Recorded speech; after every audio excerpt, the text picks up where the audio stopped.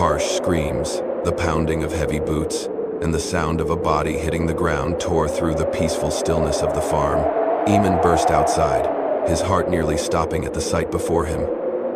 His grandfather, Silas Ryland, was surrounded in the courtyard by Vernon Hale and 20 thugs. They were beating him with rifle butts, kicking him in the chest, and dragging him across the ground like he was nothing more than a lifeless object. Silas struggled to stand, blood streaming down his cheek, his voice hoarse and strained. "This land is not for sale." The words made Vernon laugh with pure disdain. "Old man, I am giving you exactly 10 days. If you do not sign the papers, I will come back and finish this." Then he nodded a signal. 2 of his men threw a rope over the branch of the old oak tree in the front yard. Before Eamon could reach them, they had already grabbed Silas by the legs, yanked him upside down, and left him hanging, head dangling toward the ground. Blood dripping steadily, Eamon screamed, his voice cracking from horror. "Stop! He is an old man. You are going to kill him." Vernon just shrugged, brushing off the plea like it was a passing breeze. "Whether he lives or dies is up to him, not me." They walked away laughing, their cruel voices echoing, leaving Eamon shaking as he scrambled up to cut the rope. When Silas dropped, his body was limp, his breath so faint it felt like a gust of wind could carry it away. Eamon cradled his grandfather, his tears mixing with blood, and in that desperate moment, he remembered the debt of honor his grandfather had once spoken of, the one debt that might be able to save them now. As soon as he finished bandaging his grandfather's wounds, Eamon knew he had no other choice. Silas was breathing faintly, like a flame on the verge of going out, and the 10-day deadline Vernon Hale had given them felt no different from a death sentence. If Eamon did not act now, his grandfather would die, and the Ryland farm would disappear from the map of this harsh western land.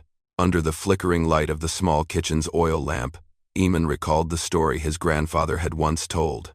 Years ago, during a devastating flood downstream, Silas had rescued an Apache boy, carrying him across the raging waters with nothing but his worn-out arms. That boy was Calder, the son of the tribal chief, and Silas had said only one thing: "Not because you are Apache, but because you are a drowning human being."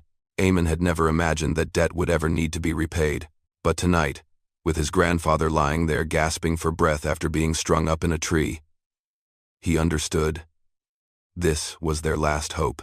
Eamon packed a few pieces of dry bread, a water pouch, a rusty knife, and an old gun into his saddlebag. He looked at his grandfather one last time, gently brushed back Silas's silver hair, and rode off without a word. Night had fallen. The desert wind scraped at his face like claws. The road to Apache territory would take more than 2 days on horseback, crossing barren mountain ranges and treacherous ravines where a single misstep could erase a man without a trace. But Eamon did not hesitate. He spurred the horse forward as if his very life depended on every gallop. The first night, he set up camp near the edge of a dry creek. He slept in fits, constantly stirred awake by distant howls of wolves. Exhaustion dragged at his eyelids, but each time he thought of Silas hanging upside down from that tree, the nightmare jolted him back to alertness. By the second day, the sun scorched so fiercely it blistered his skin. His water ran low, his lips cracked, and his throat burned with every breath. Even his horse was panting. But when he finally spotted the rows of Apache flags flapping along the distant mountainside, Eamon felt his heart pound with new strength. However, the moment he set foot on tribal land, a sharp whistle pierced the air, followed by an arrow stabbing into the ground right in front of his horse's hooves. From behind the rocks, 4 Apache warriors emerged, their faces painted in solemn war patterns, bows drawn tight and ready. Eamon dropped to his knees instantly, raising both hands, his voice trembling but clear. "Please, let me see Calder. My grandfather is Silas Ryland. He once saved Calder's life during the Great Flood." The warriors exchanged glances. One gave a signal. Eamon's eyes were blindfolded, and he was led away. In the darkness, his heart pounded not from fear of the Apache, but from the fear that he might have come too late to save his grandfather. When the blindfold was removed, Eamon found himself standing in the middle of a massive ring of fire, surrounded by dozens of Apache warriors. The hide tents stretched upward like towering shadows across the red earth. Ritual drums echoed in deep, steady beats that made his heart thump in rhythm. An elder warrior spoke. "White man, You said you came to see Calder. Give your reason. Eamon took a deep breath and dropped to his knees again. My grandfather, Silas Ryland, is dying. He was hung upside down and beaten nearly to death by Vernon Hale and 20 thugs. I asked to see Calder because he once said he owed his life to my grandfather. The air around the fire went still. Then, from behind the warriors, a tall figure stepped forward. He stood with quiet authority, broad shoulders, and eyes that burned like fire in the night. It was Calder, now a leader, carrying the presence of a man forged by countless battles. He looked at Eamon for a long time, his voice deep and steady like the mountains. I remember Silas Ryland. I remember the trembling hands that pulled me from death. I remember his voice saying, "Live." Eamon bowed his head, his voice choked with emotion. "Please, help my grandfather. I cannot protect him alone. Only your people can stop the Hales." Calder stepped forward and placed a hand on Eamon's shoulder. The gesture held both acknowledgement and the weight of duty. Silas saved my life without asking for anything. I am Apache. I do not forget a debt of honor. Then Calder turned and raised his hand high. A horn sounded immediately, long and sharp like a predator calling its pack. From every corner of the camp, Apache warriors surged forth, quickly forming ranks like a storm, ready to descend upon the valley. Not 10, not 100, but 500 warriors' faces painted in war colors. Long spears, wooden bows, and leather shields adorned with eagle feathers. A force so vast that the ground trembled beneath their steps. A young warrior looked at Eamon, wide-eyed in disbelief. "Boy, for one white man, our chief summons 500? That is no ordinary thing." Calder stepped into the center of the army, his voice thundering. "Today, we repay the debt of Silas Ryland." He turned to Eamon. "Stand up. From now on, you will ride with us." Eamon rose, his legs trembling slightly, but his heart ablaze with a new fire, a fire of hope he thought he had lost forever. Before the sun could even rise, the entire Apache camp stirred like a massive beast waking from slumber. Horses neighed loudly, saddles were tightened, and the rustling of leather armor echoed like a warning of an impending march unlike anything ever seen. Eamon stood amidst it all, feeling as if he were being pulled into the eye of a gathering storm. Calder mounted his bronze-colored warhorse, a headdress of eagle feathers atop his head, a mark of the commander. He raised his hand, and 500 Apache warriors moved as one. The discipline sent chills down Eamon's spine. The army set out just as the first light of dawn kissed the horizon. Morning sunlight caught the war paint on the warriors' faces, making them look like spirits stepped out of ancient legend. Eamon rode a horse Calder had given him, moving within the formation like a part of the force. Steep cliffs, narrow ravines, and wild hills did nothing to slow the Apache. They moved through it all light as wind, powerful as crashing waves. Eamon had never seen any army move so swiftly, so silently. Along the way, a warrior named Yaska glanced over at Eamon and said, "You white men have guns and laws. But we, Apache, we have something else. A promise." Eamon swallowed hard. He understood now that the only thing driving this march was the debt of honor owed to his grandfather, a kind of loyalty that had become as rare as water in the desert among the world of white men. By midday, the army halted atop a high cliff, from which they could look down into the valley where the Ryland farm sat, small and distant. Calder stood with arms folded at the edge, his eyes sharp as a blade. "The Hales think Silas has no one standing behind him." He turned to Eamon, but they were wrong. Eamon gripped the reins tightly, his chest tightening at the thought of his grandfather lying there, waiting for death. But within him, hope began to rise strong enough to drown out fear. As the sun began to dip westward, Calder raised his hand. "Tomorrow," he said, solemnly, "if blood is spilled, we have failed our debt of honor." Eamon looked at the 500 Apache warriors standing ready behind him, and he understood that tomorrow, justice would come to the Ryland farm like a storm nothing could stop. Thank you so much for being here. If this story brings back memories of the old days, the red dusty afternoons, the sound of horses' hooves echoing in your heart, subscribe to my channel, so that every day we can sit together and I can tell you another Western story. The next morning, the prairie lay beneath a thin veil of mist as Vernon Hale and his 20 henchmen rode toward the Ryland farm. They laughed loudly as they went, smug in the belief that victory was already theirs. To them, Silas Ryland was nothing more than a stubborn old man. And one night strung upside down must have shattered both his will and his strength. "Tie the rope," Vernon said, his voice tinged with a cruel delight. "We are not collecting papers today. We are collecting a corpse." His men burst into laughter, the sound wild and brutal as it echoed across the open field. One of them added, "Hope the old man's still breathing. Killing a dying man is no fun at all." They rode past the shattered fence they had broken the week before. The ranch gate creaked in the wind like a mourning cry. The main house stood silent, windows shut tight, no sign of life. Vernon spat onto the ground. "Look at that. One little scare and they're already hiding like rats." He signaled to two of his men. "Search the place. If you find the boy, grab him first. I want Silas to watch his grandson die before it's his turn." The two thugs kicked the door in and rushed inside, only to find an empty house. No tracks, no noise, not even a breath. "He ran!" they shouted. Vernon frowned. The corner of his mouth curled. But this time, not into a triumphant grin this time. It was irritation. Running won't help. In this God-forsaken land, no one's dumb enough to hide him. His men began spreading out across the yard, scanning for footprints, stomping their boots into the dry ground. One of them pointed to the old oak tree where Silas had once been hung. "There's still blood here. We should finish it right here." Vernon slowly pulled his Colt from its leather holster, spinning the cylinder like a man bored by a task he considered already done. But just as he opened his mouth to give the order, a strange, cold gust swept across the yard. The horses began to twitch and stomp, uneasy. The sky, clear only moments ago, seemed to darken. One of the men looked up, frowning. "Boss, do you hear that?" Vernon turned, ready to snap at him. But then he heard it too. A faint rustling, like hundreds of dry leaves swirling in the wind, coming from all four directions at once. None of Hale's men knew that just a few hundred yards away, 500 Apache warriors were tightening the circle, ready to descend like a storm and wipe out every trace of the evil Vernon believed he could bury beneath these skies. The strange sound grew louder and louder, like an underground wave, rising from deep within the earth.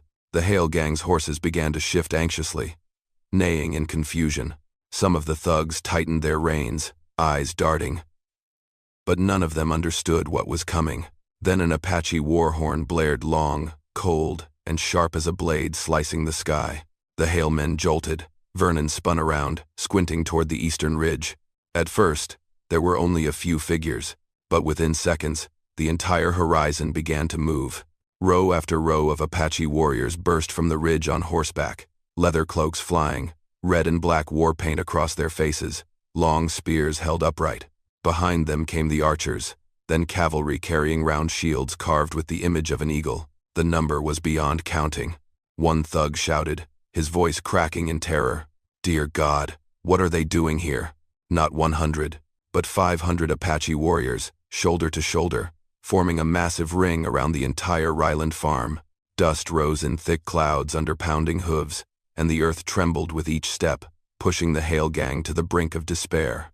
Eamon rode among the front cavalry, his heart pounding in his chest as he watched Vernon's face twist from arrogance into sheer panic. Calder spurred his horse forward, riding alone into the open space. He did not draw a weapon. He did not need to. The power of 500 warriors behind him was enough to unnerve any army. His voice rang out, deep, steady, and cold as stone. "Vernon Hale." Vernon flinched at the sound of his name. "You tied an old man to a tree, beat him nearly to death, threatened his grandson, and you believed this land belongs to the strongest." Calder nudged his horse forward, his gaze sharp as a spear.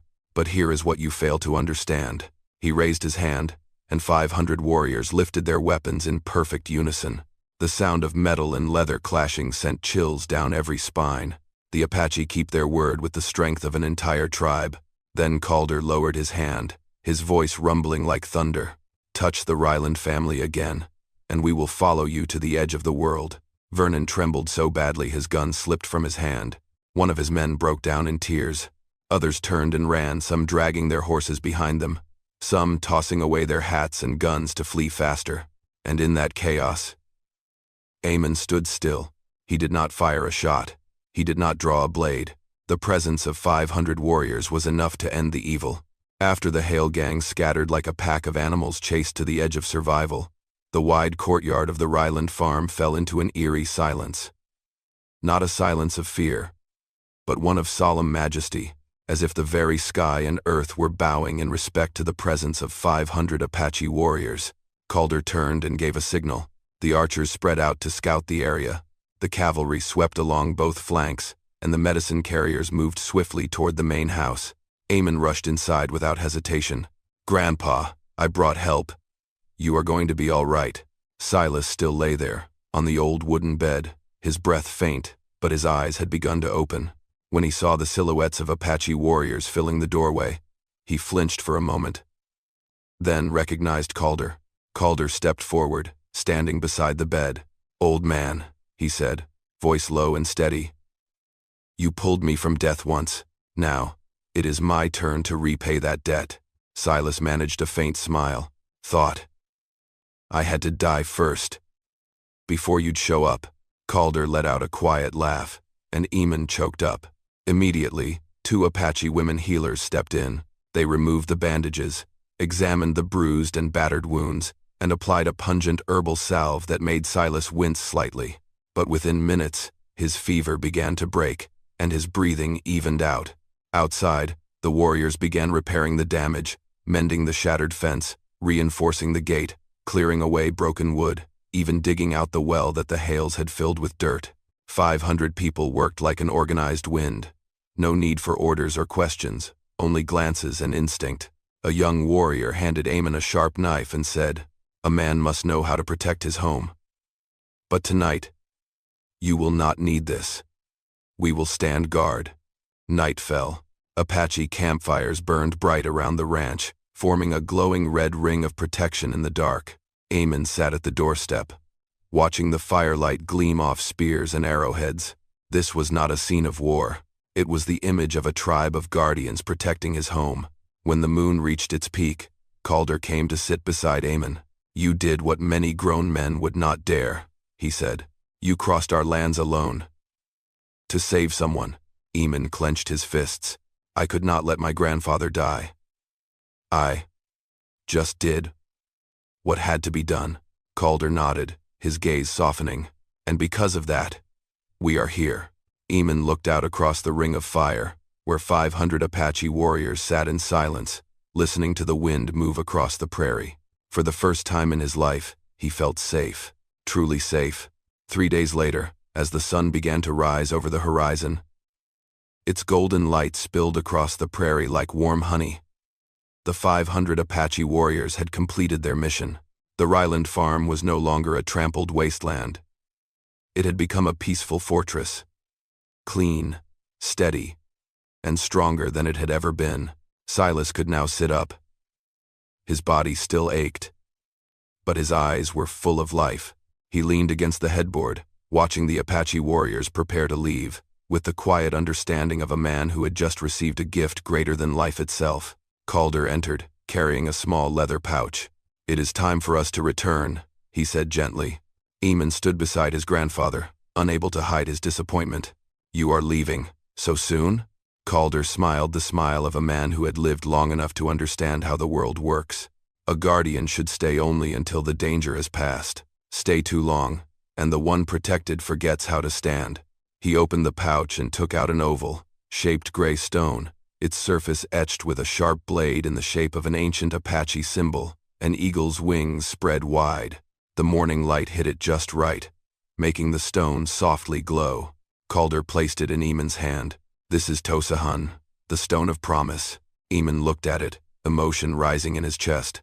What am I supposed to do with it?"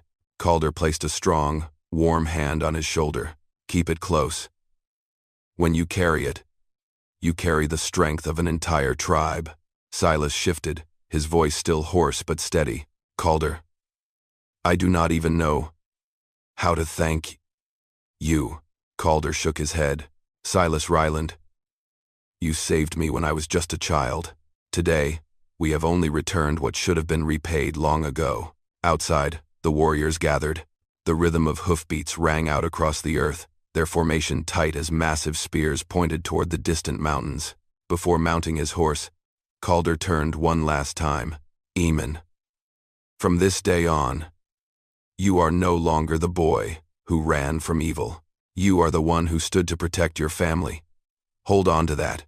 Eamon clenched the stone in his hand, feeling its weight light in his palm, but heavy with honor, loyalty, and the burden of becoming a man. He watched as the 500 Apache warriors rode away, their horses fading into the horizon, leaving only golden dust trailing behind. Like a long ribbon fluttering in the wind, there were no cheers, no drums, only the sacred silence of those who had just fulfilled a solemn promise. Eamon stood, filled with gratitude and pride. He knew that in this moment, he had crossed the threshold of boyhood. From a trembling child beneath a tree, he had become a man who would carry loyalty forever. My friends, in a land where violence is often the law of the land, there are still good people who rise quietly, like lights that never go out. They do not seek fame or reward. They simply do what is right, because their hearts tell them to. And it is gratitude, something so small it is often overlooked, that holds us steady, that connects lives which once seemed worlds apart, because sometimes one act of kindness can save an entire life, or even an entire generation. It has been an honor to serve you. I truly wish you peace and happiness always. I love you, our dear audience of Wild West storytelling. Let me know what you thought of this story. Leave a comment down below. Type the number 8 if you enjoyed this tale. And do not forget to subscribe to the channel for more thrilling stories from the Wild West.